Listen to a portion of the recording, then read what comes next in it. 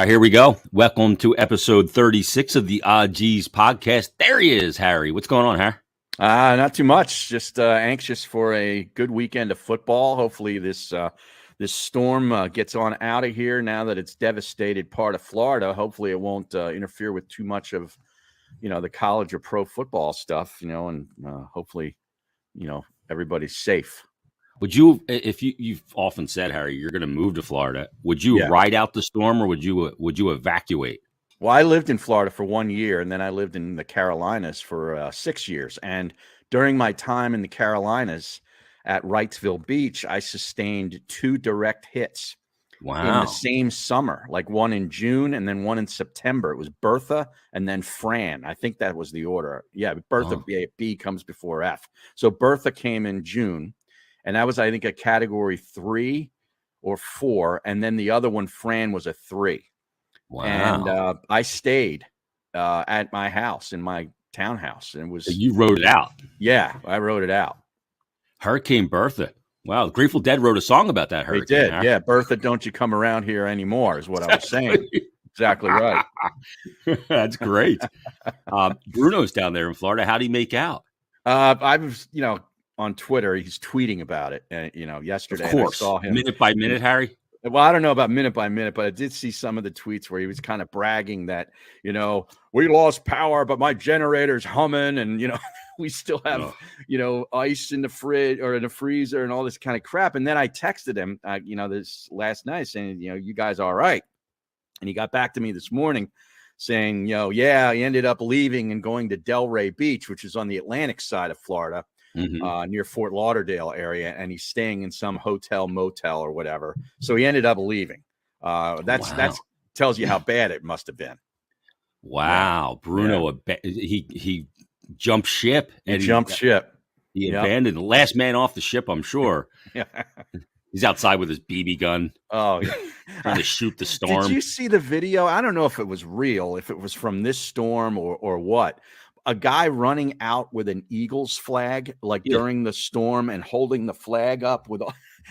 I think a guy I used to work with was the one that posted it. Is that right? Brett Holcomb is down there. And yeah. Brett's running some radio station. I think he was the original one in that posted Gainesville, I think, isn't he? Exactly right. And, yeah.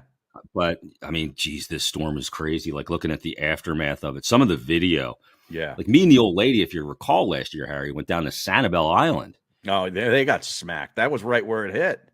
That was the first point of land it hit up there. Right. And Sanibel is very flat. Right. It's it's not very wide. There's just a causeway that goes in, one road in, one road out, and not everybody could get out. And it's just devastated. The lighthouse, there was a famous lighthouse there at the end of Sanibel Island, destroyed. Yeah. And if I was stuck on that island, I would have got on my hog, the moped, while I was there, Harry. Right. And rode it all the way up to Captiva and broke into one of those enormous homes that's up there that never gets used because rich people just buy things and don't use them. And I would have bunkered down in one of their palaces. Okay. Yeah, that's huge houses. Sounds like a smart move. We had, I can't remember if it was Bertha or Fran, but we had an eye party. When the eye passed over, it gets really nice and calm, and there's there's no wind, and it's beautiful. So me and a couple of the nurses that I was working with this is down there. So we had a couple nurses from the surgical center. They were partiers, man, and we got in the pool, and it was topless. It was insane. Wow. Yeah, I'll never forget it. The eye party. I believe it was for Fran in September. We had the eye party. See, I was in a category 5 on my honeymoon back in Hurricane Wilma in 2005. You were stranded, right?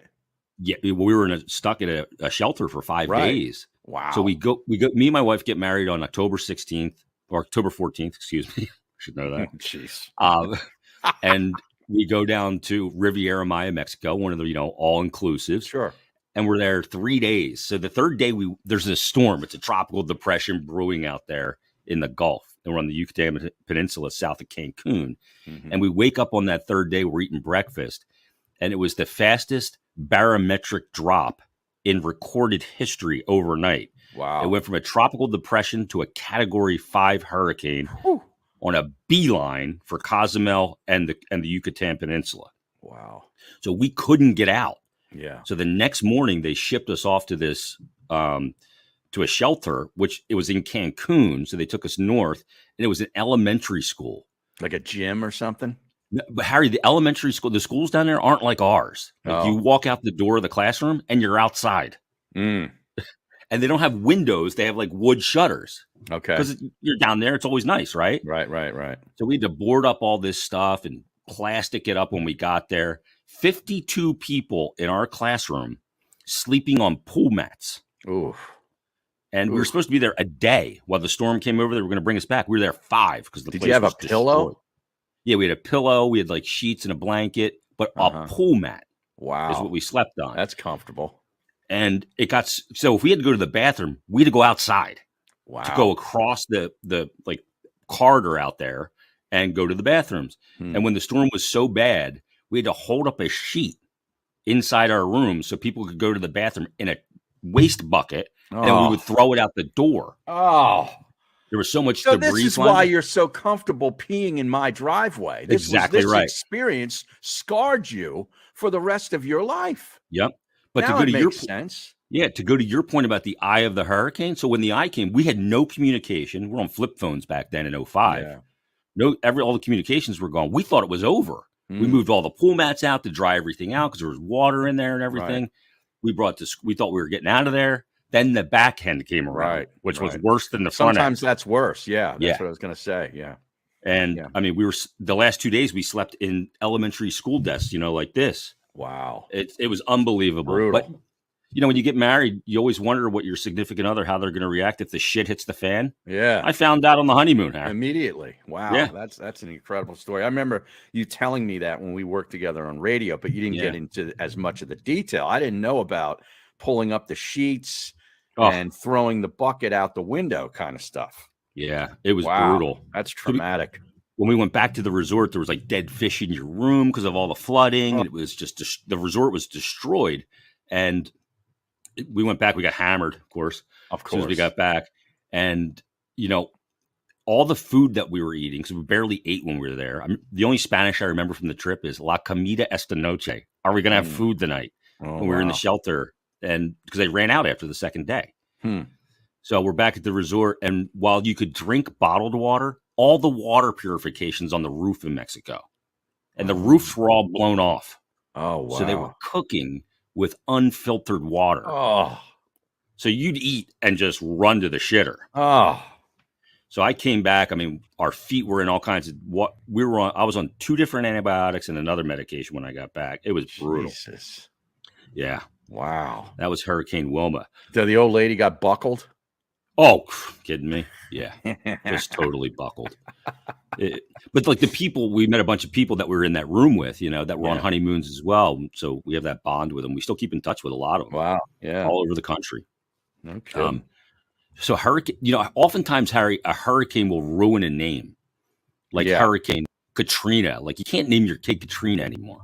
No. Was that a real popular name anyway? Katrina and the Waves, maybe. Well, yeah, that's true. They had one song, right? One hit. Yeah. Yeah. I have a nephew named Ian. Oh, really? Yeah. So I don't know if this is going to, is he going to catch flack at school now because he's named after the hurricane? Yeah. Most famous Ians. You got Ian Anderson from Yes. That's a good one, right? That's John Anderson. Ian Anderson is Jethro Tull. Oh, Jethro Tull. Yeah. Yeah. He's the flute guy. Yeah. The singer. Yeah. I mean, I guess you got the guy in like the Lord of the Rings movie, wasn't he an Ian? Sure. The English guy, McClellan. Oh yeah. I know. Name. I can picture him, but I don't know his name. I'm trying to think. What other Ians do we have? You got, that's Ian Ziering, but, you actually is named Ian. Now that I think about it, is Ian Lemmy Kilmeister. Oh, really? See, I didn't know that was his first name. Yes, it's Ian. Okay, from Motorhead. Yes. Wow. Well, Yeah. you have Ian Astbury too. He was a singer of the Cult. Oh yeah, which is I used to like the Cult. She sells Sanctuary. Yeah, that was they were pretty good. Yeah. So good luck to all the people down there in Florida because I don't know what that pickup and cleanup is going to be like, but Massive. the flooding is stunning. Did you see the shark swimming through Yeah. somebody's front, like the streets? Yeah, I did see that. The problem with me, and I'm such a cynic now, especially with social media. I don't know what's real. Like, Yeah. I know that that was a real shark, but I don't know if that's from Fort Myers. That could be from somewhere else. Yeah. And people That are could have just been from somewhere in posting it. Africa. You could be. So unless I see it sourced, from Yeah. somebody that I trust, and that doesn't mean you have a blue check mark on Twitter, because I don't trust half of those people either.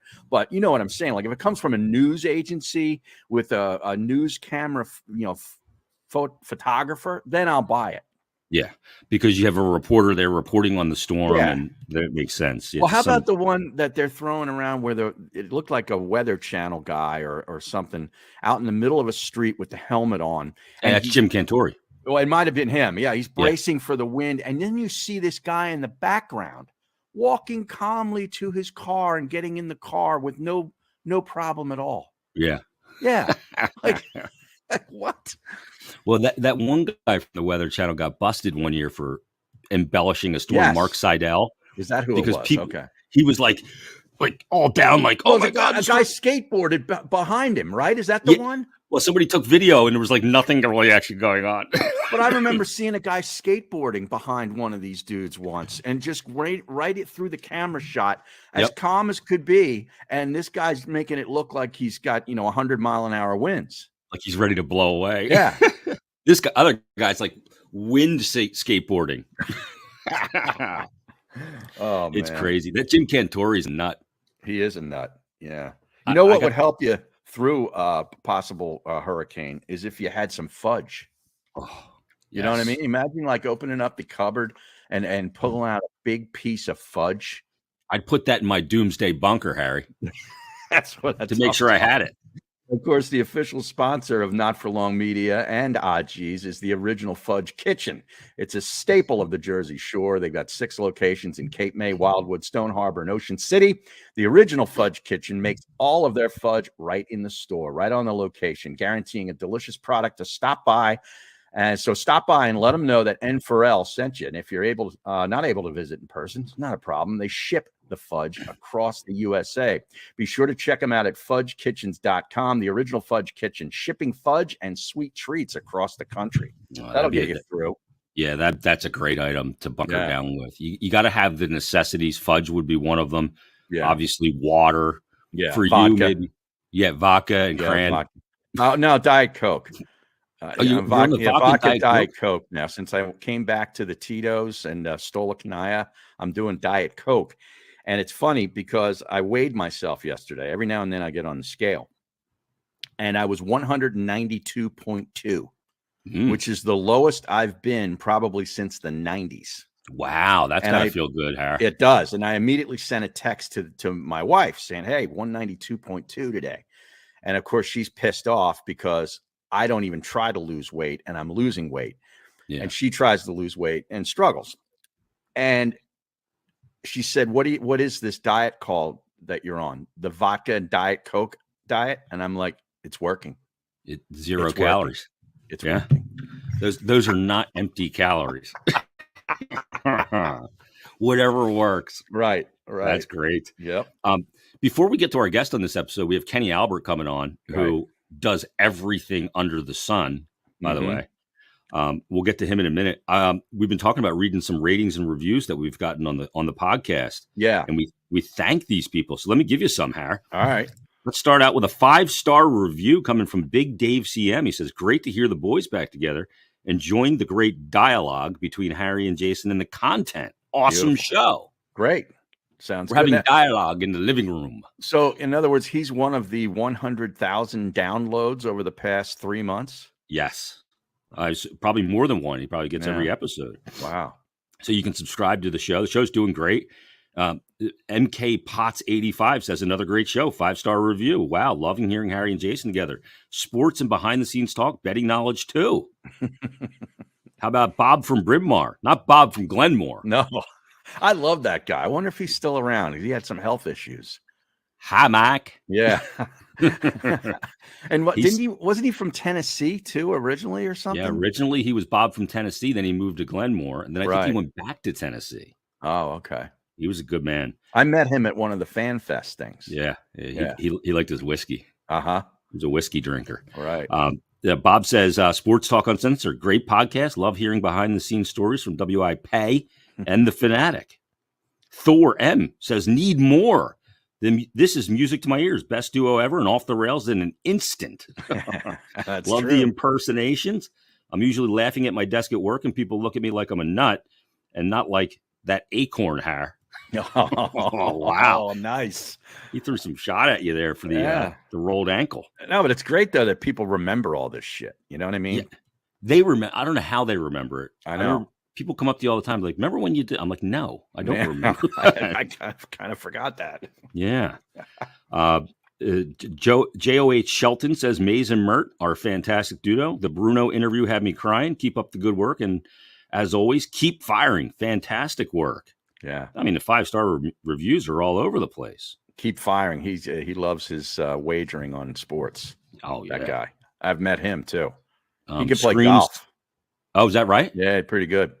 Nice. Yeah. Scream Seams says the best Philly sports duo. I've missed listening to these two guys. They were can't miss radio. Now they're can't miss podcasters.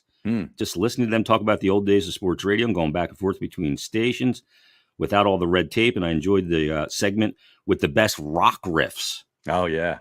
He said, just needs to be longer or a second weekly show because I can't get enough. You see, they always want more. Yeah, and that's exactly what we're our plan. Leave you wanting more, not giving you more. That's what I always used to try to convey to the program director. Like, less is more.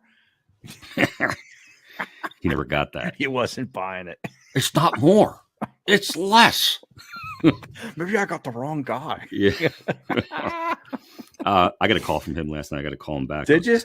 He called me right when I was getting ready to do an intermission at the Flyers game. So I can only imagine what he wants. Oh, my God. A Philly fan AFS says, great pod, Bo.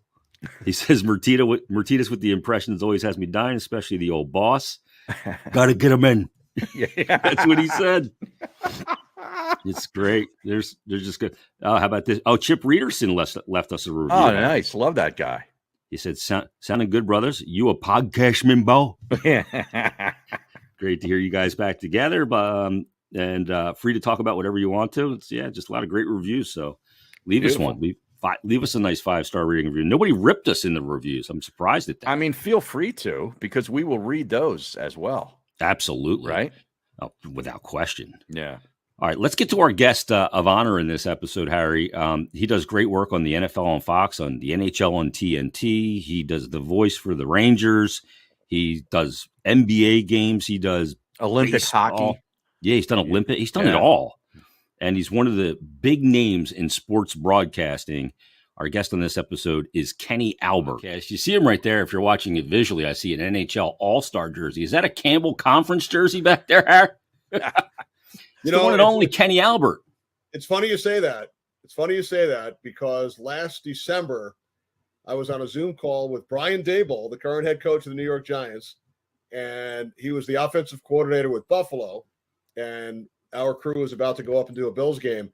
I had never met Brian before, never spoken with him, and he got on the Zoom just like you guys just did, and the first thing he said to me, is that a Campbell or Wells Conference jersey? Mm-hmm. He grew up in the Buffalo area, big hockey fan, so I gave him big props for bringing up the conferences from the late 80s, early 90s. Back when hockey was, great. I watched it every night. Oh, there were some high-scoring games back then. Oh, it was great. Yeah. But you brought up Buffalo and the NFL. Give me your early thoughts here 3 weeks in. If you would have asked people, last weekend, maybe to say who's the two best teams in football, they would probably say Buffalo and maybe the Philadelphia Eagles. What are your thoughts on that through three weeks? Right. I'm not sure how many people would have expected the Dolphins and the Eagles to be the only 3-0 teams at this point. To be honest, I don't get to see as much as you guys do from around the league. I'm always at a game Sunday, and then I catch part of the Sunday night game on the plane when I get home, and then the Monday night game. So I can really go in depth on the 6 teams that I've seen so far. But, No, there have been some great stories. Like I said, I don't know how many people would have expected these two teams to be the only undefeated teams. A little bit of a surprise that the Raiders, I had their game on Sunday against the Titans, 0-3 playoff team a year ago. That was really a game. Both teams needed it badly. Tennessee and Las Vegas both started off 0-2. And our crew put up a graphic in the fourth quarter. Teams that start 1-2 have a 25% chance of making the playoffs based on numbers back over the last 3 decades. 0-3, it's only 2.5%. So that was a huge game. Now it's a little different now because you have the extra regular season game, so the numbers are skewed a little bit. But it's been an exciting start to the season. I tell you, could Scottsdale, Phoenix area withstand a Buffalo Bills, Philadelphia Eagles Super Bowl with those two fan bases? Ooh, Bills Mafia and Eagle fans, forget it. Maybe they get some attendance at a Coyotes game, Har. That's a good point. Only have about 5,000 seats to sell this year. That's right. Yeah. Make it Flyers and Sabres night and get rid of Arizona and you'd sell it out. What does that week look like for you leading up to an NFL game, Kenny? Because you guys got to get downloaded on so much stuff. First of all, do they fly you first class? They do, usually. Oh, okay. Just making sure. If not, I was going to recommend to be your representation and get that taken care of in your contract. You know, when I apply for hockey broadcasts, we try to put Keith Jones in the last row, but doesn't always work. No, he's front of the plane guy. Always nonstop talking too. But what does that week look like preparing for an NFL game? I mean, you've done them for so long. You flex so many different muscles doing all these different sports. So what does it look like for an NFL week?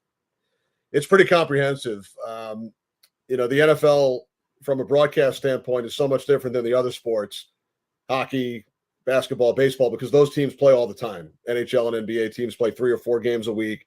Baseball teams play 5 or 6 games a week. The football broadcasts are all national on the TV side. There are no local broadcasts. So we might have 2 teams week 17 that we haven't seen all season. So you're really playing catch up.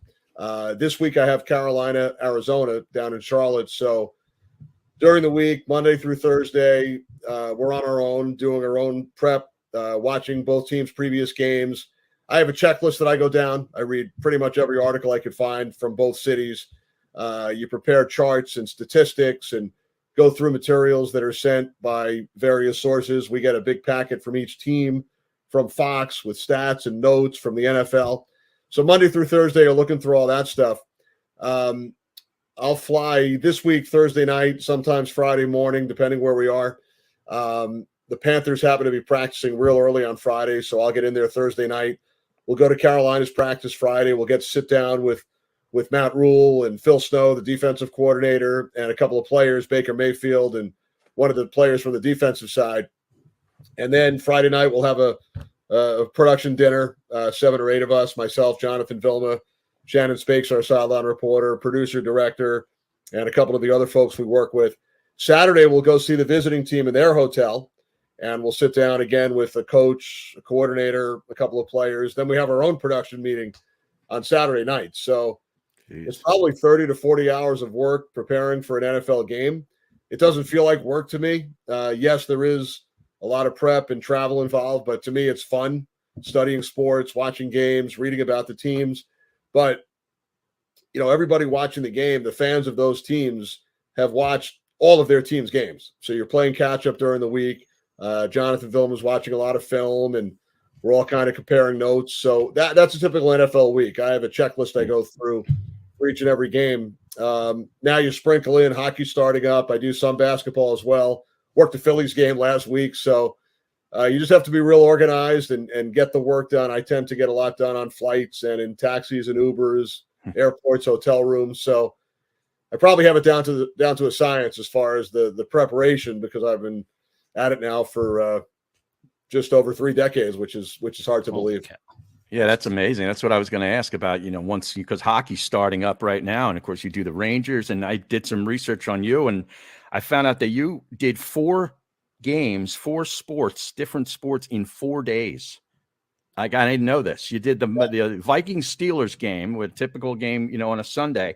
And then that night you did ALCS work with the Yankees, I guess you were in the locker room, doing interviews and so forth. That wasn't the play-by-play. That was post-game interviews. Right. And then the next day you did a Rangers game. And then the day after that, you did a Knicks game. I mean, that's unbelievable. That's happened a couple of times in October when everything's going on at once. Wow. As we speak now on a Tuesday, I'm actually coming off a stretch, although things were relatively quiet over the summer, get a little bit of downtime, and now it's all starting up again. Actually did work 3 different sports the last 5 days. I had that Phillies-Brave game last Thursday, Titans-Raiders on Sunday, and then the Rangers-Islanders preseason game last night. So it's a lot of fun. I really enjoy the variety. Football and hockey are the sports that I work the most and have worked the most through the years. I do fill in on about 15 to 20 Knicks games per year and do some baseball on Fox as well. But it's a fun time of year. And you're right. In October, there have been a couple of instances where it's 4 sports in the span of 4 or 5 days at times. The thing about it is the way to do a broadcast for all of those sports is completely different. It's a totally different rhythm and different, it's not muscle memory because they all require you to have a different approach and mindset and skill set going into it. What's it like, to try and shift gears and go, okay, I just did a hockey game and I went to overtime last night. Here's the pitch, that whole thing. I mean, that's not easy to do. I guess I'm so used to it. And there's also the factor of going back and forth. Hockey is really the only sport where this applies for me personally, going back and forth between TV and radio as well. Yeah. That might even be a bigger challenge than going back and forth between sports, because I might do a hockey radio game on a Tuesday and a TV game on Wednesday, and it's a lot different. Radio, you have to be so much more descriptive, give the time and the score way more often, whereas on TV, you can pull back, let your analysts come in more frequently. So, that's part of it as well. To me, hockey is the easiest. Most people think it would be the hardest because I would think it'd be the hardest. Changes on the fly. Yeah. Maybe it's because I've done it now for 32 years. It's like riding a bike. Basketball is similar. It's players going up and down the court, the ice. There are more stoppages in basketball than hockey. Football is the most rhythmic. It's one play and then it's 20 or 25 seconds. It's another play and then it's 20 or 25 seconds. Baseball to me is the most challenging because you have so much downtime between pitches, between the ball getting put into play. But going back and forth between sports, I guess because I've done it for so long, that's not too bad as far as the level of the challenge. But you just have to be organized. I'm reading for hours and hours every day about the various teams and sports. You kind of have to keep your thoughts pretty organized, like I said, and watching all the games that I watch, whether it's football, hockey, baseball, basketball, leading up to a telecast. Like I said, it takes a lot of time, but it's fun. I wouldn't want to be doing anything else. Football's got to be getting tougher with the quicker they run these plays. You don't have as much time in between plays to sort of let your analysts, describe what happened and, a little back and forth. You got to go on to the next play. Right. That happens with certain teams and certain offenses. Probably not as much for the play-by-play announcer as, like you said, for the analyst and the producer and director. They might have a harder time getting replays in, for example. Right.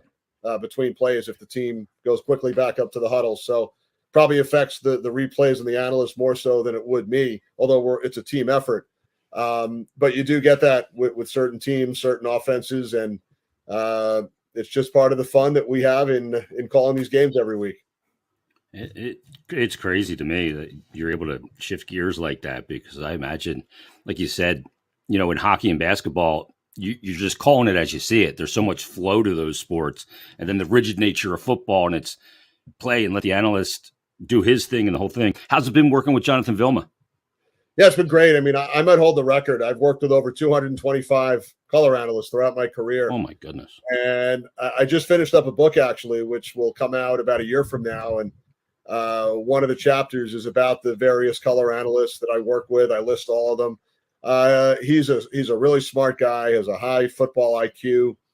Love hearing some of his stories about going back and forth with Peyton Manning in that Saints-Colts Super Bowl when Jonathan was calling the defense and Peyton was the architect of the Colts offense. He's done a really nice job as an analyst. It's his 3rd year now. The first year was a challenge. It was the COVID year. We weren't even allowed to have meals together, have production people in person. We were traveling to the games on our own, so never really got the opportunity to know each other very well. Last year, it was a bit of a hybrid. We were able to have meals and be in the same car. So he's doing a great job. Had a terrific playing career with the Jets and the Saints and the University of Miami prior to that. We have Shannon Spake on the sidelines. In hockey, I get to work with Eddie Olczyk and Keith Jones on Turner, Dave Maloney and Joe Micheletti on the Rangers, Walt Clyde Frazier on the Knicks. So the color analysts are such a big part of it. I look at myself as the traffic cop. I try to set them up as often as possible, and really can't think of a color analyst that I did not enjoy working with throughout my career. I have a long list, Hall of Famers, champions in all the sports, and they all bring a unique perspective to the telecasts. Will there be a chapter on Baldy? Baldy's one of my favorites. One on his pinky too, Har. Exactly. Absolutely. Worked 4 years with Baldy. 2003 to 2006. We had a lot of fun. I could still picture Baldy at my house here in North Jersey, where I still live.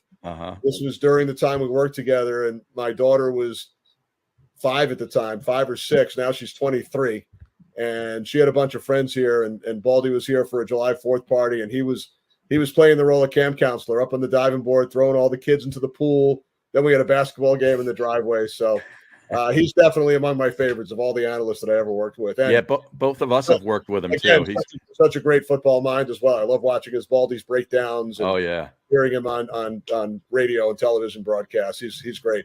Any good stories from any games you did in Philadelphia? In Philadelphia, many. And I can remember when I worked with Moose Johnston at the Link, many Eagles games when I was with Moose and Goose, the late Tony Scarusa, who was also one of my favorites. One game, the fans right underneath the broadcast booth were giving it to Moose a little bit, not necessarily fans of the Cowboys in the stands at Eagles games, and they were kind of jokingly giving it to Moose during one of our commercial breaks, and he shut them up pretty quickly by flashing one of his 3 Super Bowl rings. Scoreboard. Down at that section of fans. A lot of memories. I mean, the Andy Reid, Donovan McNabb years, I don't think the Eagles get enough credit for how good those teams were, getting to 5 championship games. And we called a lot of those regular season games. And it was a lot of fun to watch that team grow and mature. As far as baseball, worked a lot of Phillies games during their glory years. We once had Ryan Howard in the booth with us for a couple of minutes during an Eagles game. And that night, he played in a playoff game right across the street. Fox was doing both games. So as part of the promotion, we had Ryan in the booth with us for a few innings.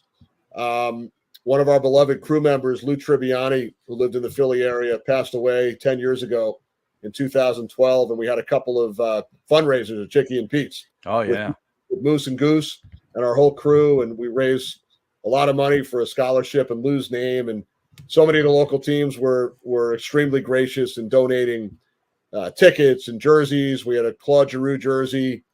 Jay Wright donated front row seats and a locker room visit at a Villanova game, among many other great items from the Eagles and all of the teams. So unfortunately, Lou's passing led us to putting together those events, but they were memorable nights. As far as the Flyers, I've worked so many games through the years. I was calling the game on radio, and I've gone out to work with Brian Boucher for many years, and we always talk about the shootout, 2010.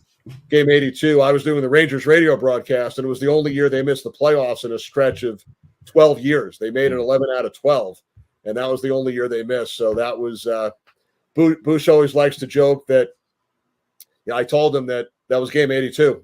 So that was the last game of the regular season. Rangers were eliminated. And before I got in my car in the parking lot, my wife had already booked a trip to Florida. It was the kids' spring break. So because the Rangers missed the playoffs, we wound up going on vacation. So Bush likes to remind me that one of his biggest moments in the NHL was sending my family on vacation back in 2010. Was that Olli Jokinen on that save that he made? Was the last shooter. Yep. Yeah, and then Bush blew a tire trying to have a celebration there. He did. He's still pissed about that. Like he tried to get a good. Oh, believe me, we remind him about that one too. Yeah, no doubt. Is there anything you've called Olympics, you've called just about everything under the sun, the 4 majors. you've called, I mean, so many different sports, so many different great players throughout the years, great partners. Is there anything that you haven't called that you want to call? Like, I think you'd be really good at Formula One, Kenny. So I put your resume in with Sky Sports. I did once with Moose and Goose. We did the Richard Petty Experience down in Charlotte. Oh, yeah. Those guys actually drove the race car. I had never driven a stick shift before, so I sat in the passenger seat, and a professional driver, it took me around 3 or 4 laps at 130, 140 miles per hour. So that's the extent of my racing experience. Is there anything that you want to call that you haven't called? You know, I've been real fortunate to be involved in all four to different extents over the last 25, 30 years, the 4 major sports in the U.S. I have called some other sports. I've done some boxing, worked some track and field and volleyball at the Olympics, believe it or not, for NBC. Curling looks like it might be fun. I've gone to curling matches at the Olympics. I really don't know much about it. It was somewhat confusing, but that's probably the only one I haven't called. To be honest, again, very fortunate that I've been involved, football and baseball with Fox, hockey with first the Capitals and then the Rangers, minor league days in Baltimore, Fox, NBC, Turner, basketball with the Knicks. I think the goal for all of us is to call the biggest events, and I've been lucky enough to call 7 or 8 Stanley Cup finals on radio, and then on the TV side 2 years ago when Tampa Bay beat Montreal. And then our crew with Eddie and Jonesy will have the Cup final this year for TNT. So really looking forward to that. With Fox, called 5 divisional playoff games, again with Moose and Goose, Darryl Johnston and Tony Siragusa. I worked the international world feed of Super Bowl 46. So I have had the opportunity to work. Oh, that's cool. One Super Bowl, the international feed. I mean, that would obviously be the goal for any sports play-by-play announcer, would be to call a Super Bowl on network TV in the United States. I've had the opportunity, like I said, on the world feed. So that would obviously be a goal and a lifetime thrill to continue to call the Stanley Cup final every other year. With Turner, we have it every odd year. ESPN has it on the even-numbered years. So, again, just very fortunate to be involved in so many big events. You mentioned Olympics. My first Olympics back in 2002, believe it or not, I got the call a week before. Doc Emmerich's dog fell ill, and Doc and his wife have a number of dogs, horses. They love animals, and Doc did not want to leave his wife home for 3 weeks with the sick dog, believe it or not. And that's how I wound up calling hockey at the 2002 Winter Olympics, and now it's 6th Winter Olympics later, 2 Summer Olympics. So those have been a lot of fun as well. Were there any challenges for you pursuing the same line of work as such a famous father? It's a good question. I get that once in a while. I didn't look at it as a challenge. Maybe other people would. I didn't feel pressure. Maybe others would. I was never forced to go into the family business. I just loved it. When I was 5 or 6, I received a tape recorder from my parents, and I started announcing games into the recorder. And when I was old enough, I would bring it to various games at Madison Square Garden or Shea Stadium, and was very lucky in high school when a small cable station came to my school, and I volunteered to announce the game and wound up working for them for 3 years, and then opportunities in college. And then the 2 years in Baltimore were huge.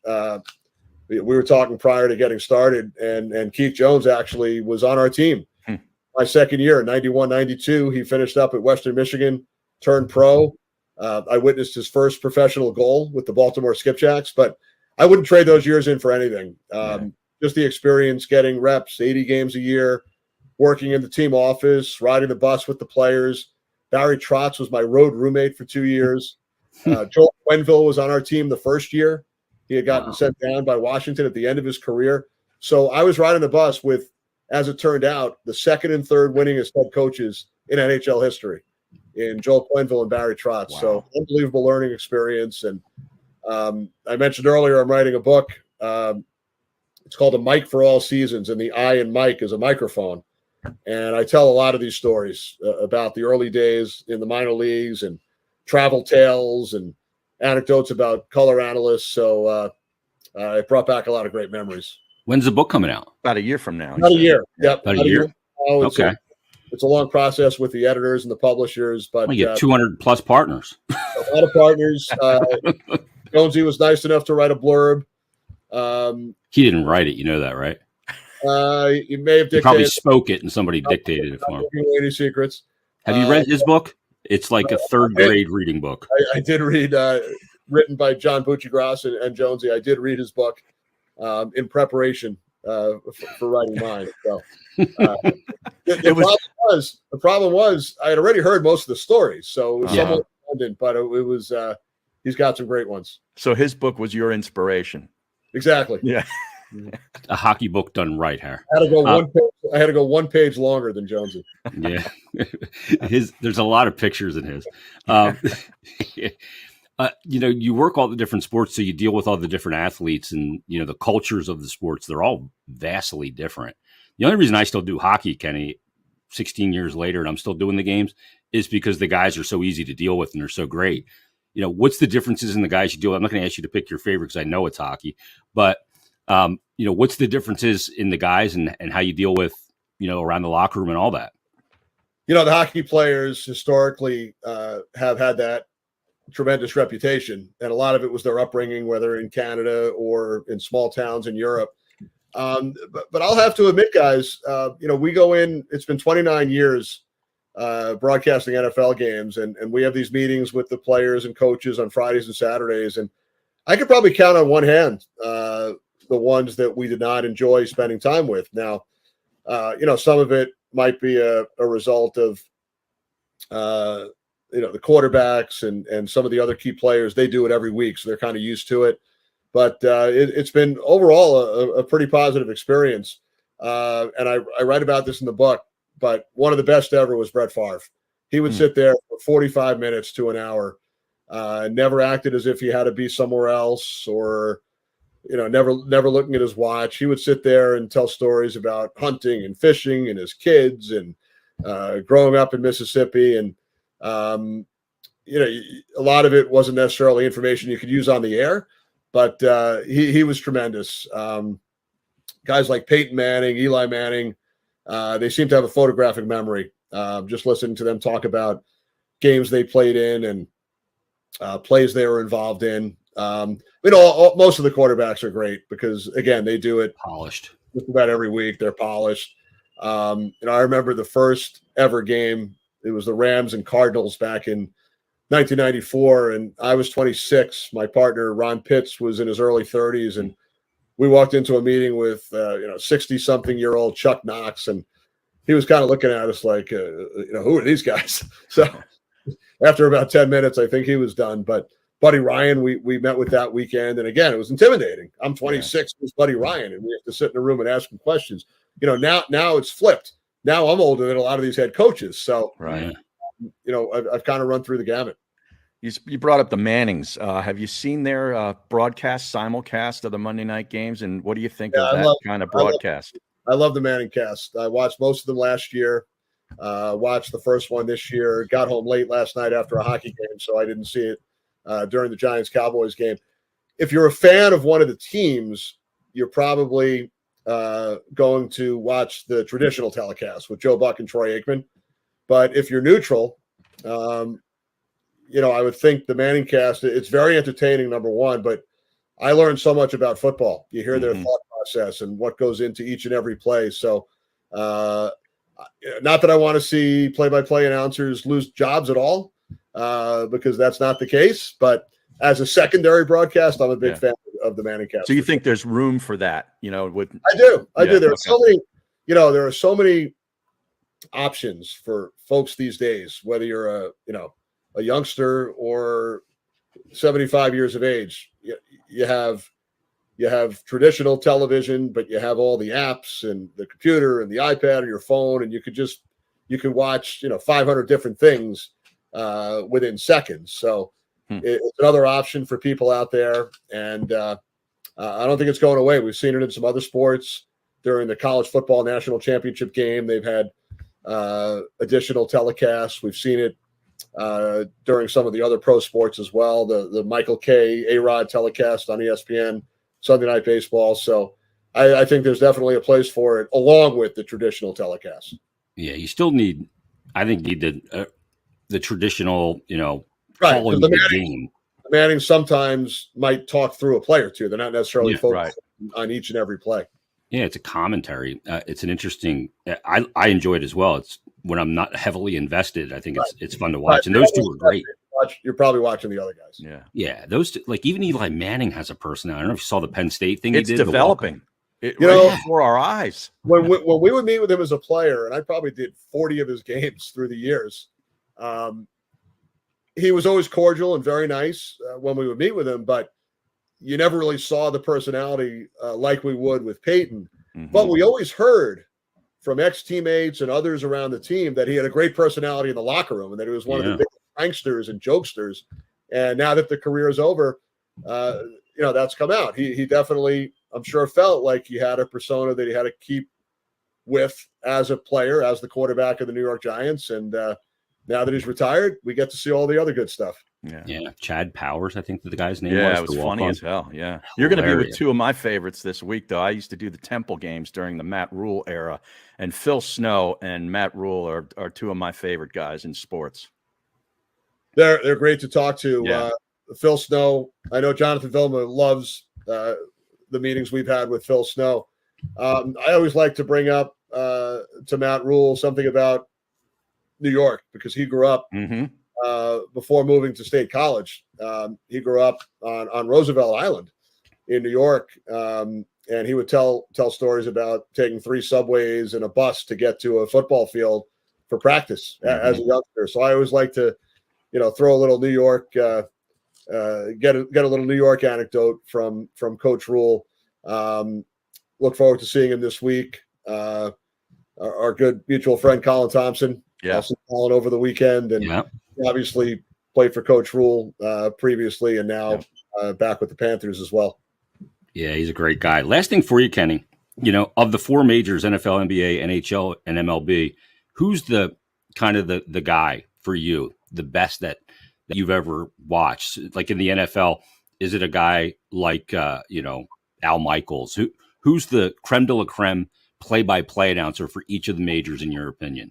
Oh, wow. I thought you were talking about players, and That's what I thought. I was about to mention Gretzky and some of the others. Yeah, that would have been easy. From a play-by-play standpoint, I think in the NFL, you have to go with Al Michaels. He's still at the highest level, even at his age. And I've gotten to spend a little time around him. Eddie Olczyk and I had a great dinner with Al and another mutual friend of ours last year in LA. And that was really the first time I spent extended time. Yeah, he's a big Kings fan. And he's a big Kings fan, big hockey fan. And the stories were flowing for about 3 hours. So I think in hockey, there are so many, but Doc Emmerich, just retired a couple of years ago. And I had the great opportunity to be a colleague of his at NBC. I don't want to leave anybody else out, but if I'm going with one, am I allowed to mention family members here or not? Absolutely. Because I think in basketball, my father is certainly considered by many to be, the voice of the NBA that's not a hot take. For a number of decades, especially during the Chicago Bulls run in the 90s, the Knicks back in the 70s. But Mike Breen, who's another good friend and colleague, he's done more NBA finals than anybody now. And he's the lead TV voice for the Knicks. I work about 20 games when he's away on national assignment. And in baseball, it's got to be Vin Scully. Just passed away recently. There are so many others. I mean, I enjoy watching whether it's Mike Tirico or Ian Eagle, Joe Buck. Too many to name, really, but the ones that you mentioned are certainly among the best of all time in their respective sports. My favorite hockey guy was Gary Thorne. Oh yeah, he was great. He was. So he when I filled in for Doc in 2002, as I referenced earlier, Gary Thorne was the other hockey announcer there for NBC. So he did most of the men's, the U.S. games, and I would do some of the other games, and then I did the women's gold medal game. He worked the men's, but he was a top hockey voice on ESPN for a long time. In Philadelphia, we've had some great ones: Gene Hart, Jim Jackson on the TV side, Harry Callis, Merrill Reese. So I was a big radio listener as a kid. We didn't have cable TV until I was about 17 or 18. So we had 9 pro teams in New York. Right. I was listening to all the games on the radio. Man. When'd you get cable? Like the early 80s, like I did? Yeah. It was like 17 when I was about to move out to go to college, and we finally got cable. Yeah, it was a whole different world. Hey, Kenny, best of luck this weekend down in Carolina, and great seasons coming up for you. You're going to be busy, man. So I hope you punched in that quality time clock with the family over the summer. Thanks for squeezing us in. Well, a lot of quality time over the summer and a lot of quality time with Jonesy coming up. So no, I appreciate it. Jason, Harry, always great to be with you guys, and hopefully we could do it again at some point during the season. Awesome. Sounds great stuff. Thanks, Kenny. Thanks, guys. I'd list off all the places he's worked, Har. Oh, my God. But we'd be here it's another episode. It'd be like, okay, so the NHL play-by-play voice on TNT, the Rangers. I mean, it's NFL it's insane. And we finally found a guy that has more partners than me. Yeah. But does he have more partners than Anthony? Well, that's true. Yeah, that's a good question. That's the co-host graveyard, which I have a headstone, Har. Yes, you do.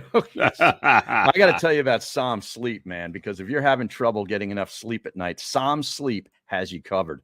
The scientifically advanced Som Stack includes ingredients that are naturally found in your body, like GABA, magnesium, and melatonin. And sleep is the best form of recovery. And it has helped NFL founder and NFL tight end Colin Thompson take his game to the next level. It's quite simple. All you have to do is drink one serving just 30 minutes before bedtime, and your body's going to naturally calm itself down. Other sleep supplements, they're going to leave you groggy in the morning, but not Som Sleep. You're going to wake up feeling refreshed and ready to conquer the day. So make sure to check them out at getsom.com. That's GETSOM.com, and use the code GEEZ, Jeez, for 10% off your order. Get Som Sleep. Special thanks to Kenny Albert for joining us on this episode of the Geez podcast. It's incredible all the work that he's done. And him and Mike Tirico, Har. I'll tell you what, this Mike Tirico. Oh, yeah. They're two of the most versatile play-by-play broadcasters you will find. Yeah, they can do anything. They really can. I can't imagine how hard it is to go from doing a hockey game to doing a baseball game. Me either. And it's funny he said that, that baseball is the toughest one to do. And I would have thought it would be hockey because it's so fast and guys are coming on and off the ice all the time. I'm like, how does he know? Like how can he see the numbers? Like, do they have a guy there with it? Like, is he doing the game in binoculars?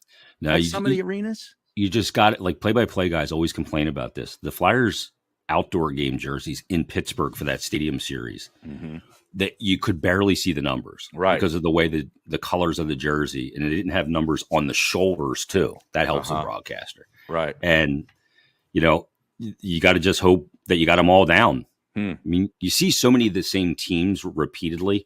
These preseason hockey games, like Tim Saunders has got to know about 70 guys on the Flyers because they got all the young guys playing. Yeah, and then every team they're playing against. Oh man, yeah, and some of these names, I'll tell you. Oh yeah, wow, it's ridiculous. Yeah. So it's hard to do, but play-by-play guys love just calling what they see, not vamping. Right. So right. That's why I think Kenny enjoys that the most. Plus, hockey's the greatest sport in the world. So I know he did some baseball, not a lot, but he's done some baseball. And had I seen this documentary before we had him on, I would have asked him about if he ever did a Nolan Ryan game.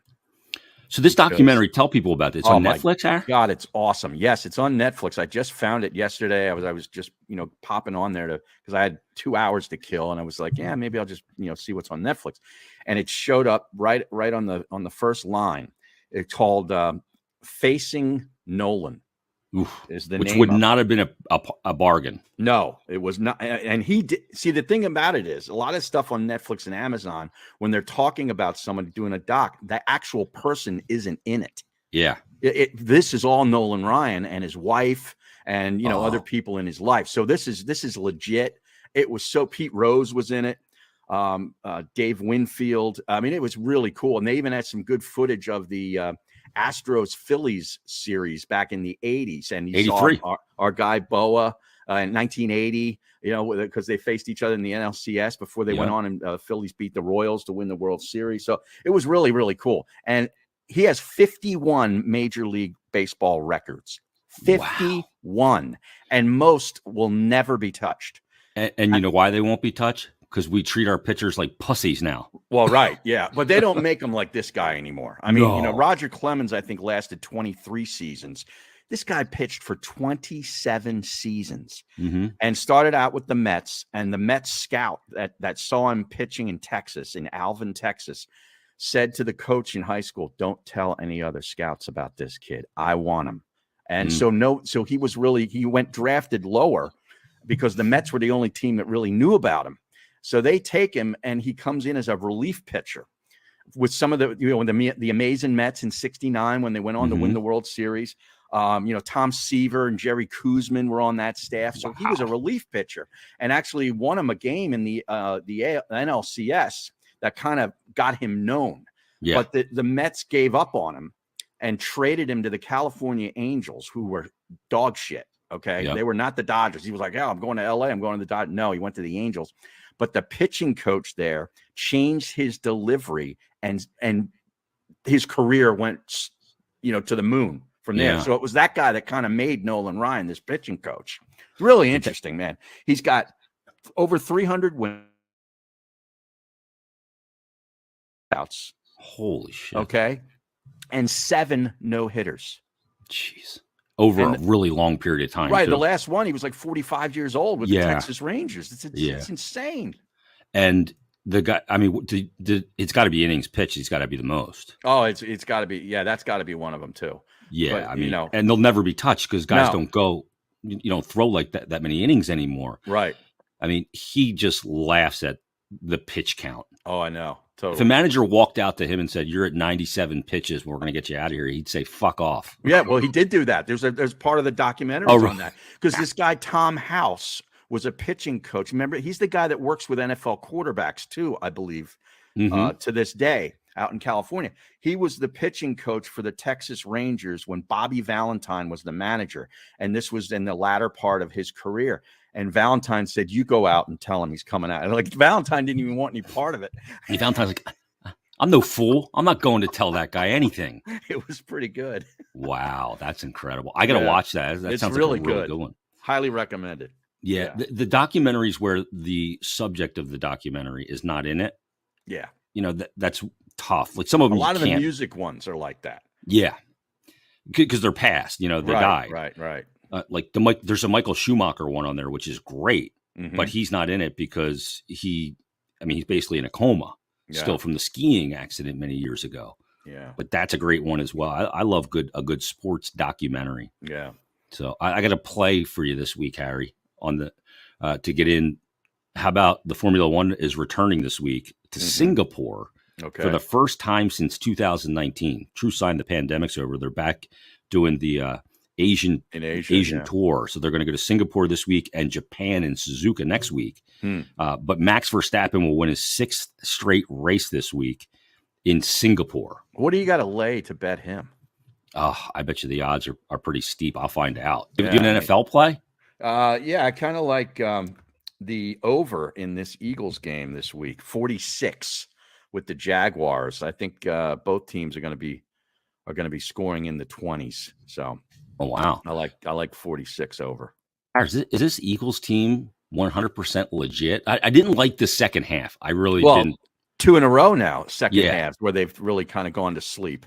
But they get out to big leads, give them credit, and the defense holds it. I'm waiting to see them play a really good team. I think Jacksonville's pretty good, but I'm going to wait and hold judgment. I like what I see, but I'm not totally jumping in with both feet yet. Okay, so but you got to love that first half from Jalen Hurts. Oh yeah, it was about that's as good as he's ever played in the pro. Yeah, he looks really good. So Doug P coming to town, that'll be fun. Yeah, good drama. I saw our buddy Nick Hale tweet out that if you boo Doug P, you should be ejected from the stadium. Well, yeah, he brought you a Super Bowl, right? Yeah. Right. No, what's the sense in booing the coach anyway? It's not like it's Jimmy Johnson. This guy won the only Super Bowl in the franchise's history. To me, you give him a standing O. I saw Doug was asked about that, and he says he'd like to be cheered like Andy Reid was when he came back. I guess his first time, but he said you never know. Even he knows. Yeah, I think a lot of people still feel like he kind of was made the scapegoat. for what was going on here. And I don't, the guy won a Super Bowl, and he's a good dude. So he won a Super Bowl with a backup quarterback. Over Brady. Right. That was injected into the lineup late in the season. It's not like Carson got hurt for the year in week 2. Like this was like week 13 or whatever it was. Yeah. Yeah. It was exactly that because they were 10-3 at the time. 2 or something. Yeah, something like that. Yeah. So if Andy Reid, got a standing ovation and lost to Belichick and Brady, right? Certainly Doug could get a standing ovation for beating Belichick and Brady with a backup quarterback. Agreed. Verstappen -165 this week, Harry. Well, that's not so bad. I thought it would be higher. He's that good. Yeah, I mean they don't put the odds on these races because you got 20 other cars and there's a few that can win it, and there's always Singapore heading into turn 1. It's the start. It's always accidents. Oh yeah, there's been a safety car at every single Singapore Grand Prix, so oftentimes on the first lap. So wow, -165 for Max this weekend. So I'll take him. -130 for the fastest lap as well. That car's a rocket ship. Yeah, it is. Red Bull. Yes, the Red Bull Racing Team out of Milton Keynes in England.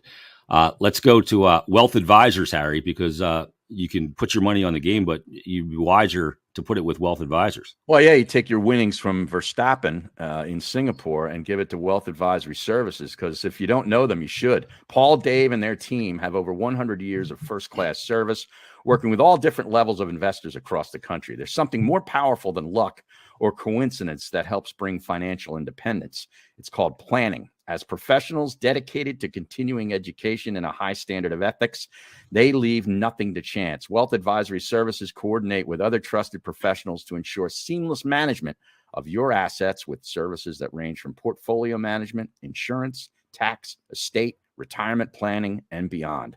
Located in Bucks County, PA, and Cape May, New Jersey.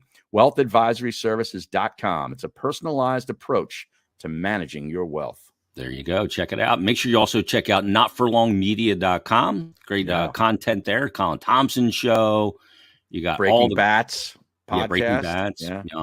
2 Girls, 1 League. They got great stuff there. So check out all the content on Not For Long Media as well. And that's episode 36, Harry. So we'll be back next week. We'll crank it up. We'll see if the Eagles go to 4-0. Yeah, next week, though, Michael Bradley's going to join us. And we'll talk really? About college football. Yeah. Oh, people have been requesting him. Yeah, he is a cannon. He comes out like a cannon. So we'll have Michael Bradley next week on episode 37. Everybody, thanks for listening. Thanks for watching. Leave us one of those 5-star rating and reviews and rip us in the process. Yeah, we'll definitely read it. Yeah. And we'll talk to everybody next week on a brand new episode of the Odds Podcast. Have a great week, everybody.